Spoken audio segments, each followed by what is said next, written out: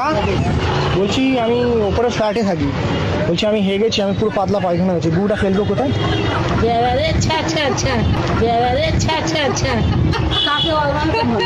তো গু ফেলবো, মাসি একটু গুটা ফেলে দাও।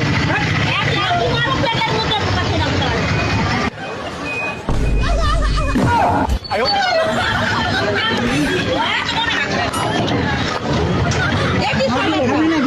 গু আছে, যে গুটা একটু ফেলে দিতে বললাম তো। আরো গায়ে ফেলবি, রান্না করে খাবি, আরো গায়ে ফেলবি, রান্না করে খাবি। কি করবো বলো, আমি বললাম একটু গুটা ফেলে দাও সাইডে। ঠিক আছে স্যার, আমি কি